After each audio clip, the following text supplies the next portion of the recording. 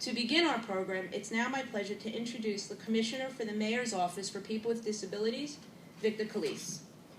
Commissioner Calise has held this position since June 2012. In this role, he advises the mayor on issues affecting disabled residents of the city and visitors to the city.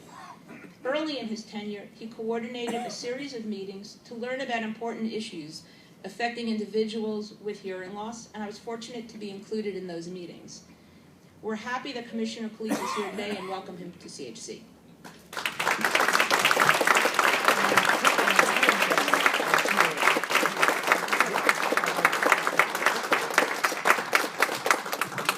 Hello, everyone. Please don't mind if I don't stand up. Okay, I'm glad you laughed. It's a joke.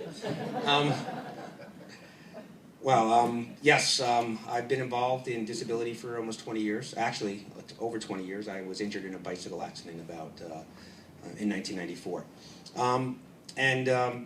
Being involved in disability for me at first was strange, and that has happened to a lot of us in this room.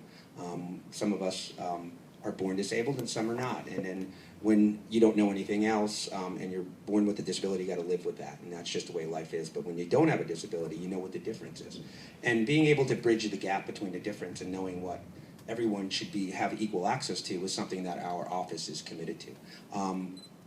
As you just heard, we have convened meetings with the deaf and hard of hearing community to try to understand what is happening in the community on a daily basis, and we found out that it's pretty bad, and people cannot get the services that they need, and getting those services through the city is important. We're obligated to give those services, so we're finding out better ways to provide those services for people who are deaf and hard of hearing.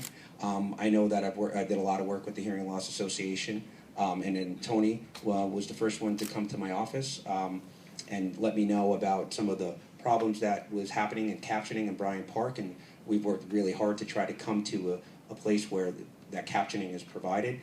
We continue to advocate for that captioning everywhere that outdoor movies are being held, and we will continue to do that. And if people here see that it's not being provided, please let us know. We're out there to help. And trying to understand the issues are tough. And just having the conversation is very important. Just recently, we had a sanitation summit, snow summit, so people with disabilities would understand what it's like to have what the sanitation department's supposed to do when it snows, because curb cuts are tough for people with disabilities, and what the sanitation's supposed to do, clean the sidewalks and so on and so forth. And right before I left, I was very concerned about access and making sure that sign language interpreters were there.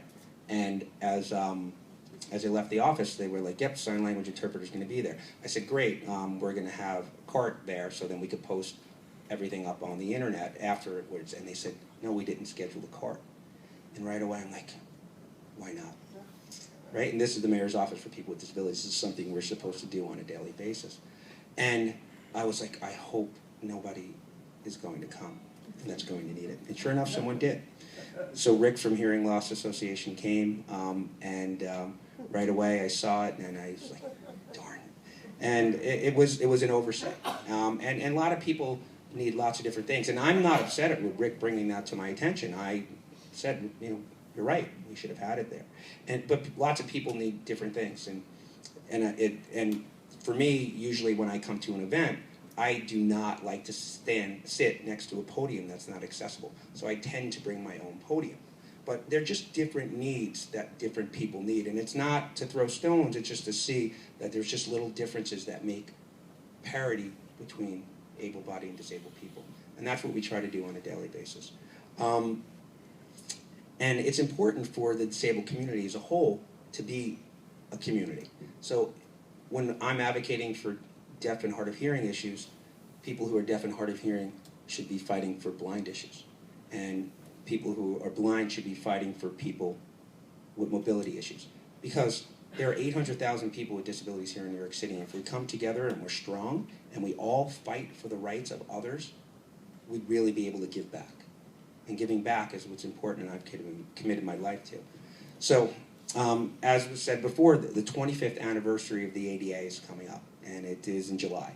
And we've been working with the community in lots of different ways to celebrate that. And I've been talking to other mayor's offices around the country, finding out what they're doing. And everyone's telling me that, oh, we're doing a day here, maybe a week here. So I figured, we're New York City, so we got to do it big. So for the 25th anniversary of the ADA, we're planning a month-long celebration in July. And we're planning lots of different things. Don't tell anybody, this isn't public yet. So we're planning lots of different things. We're planning the history of disability in New York City. We want a disability pride parade.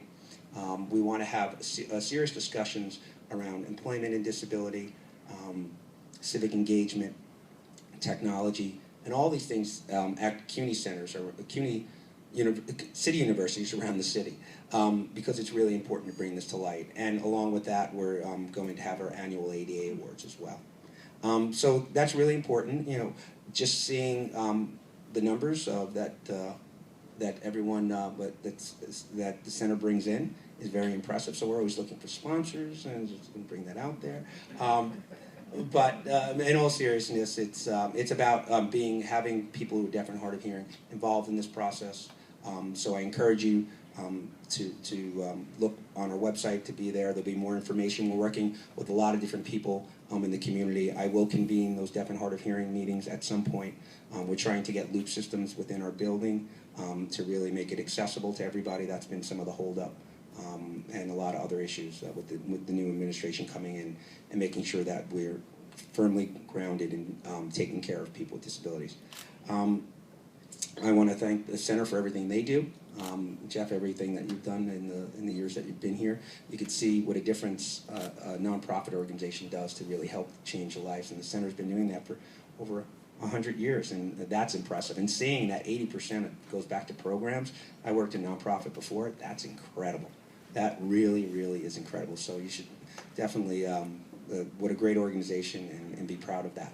So I think that's all I have. I want to congratulate all the awardees, and thank you for having me here today.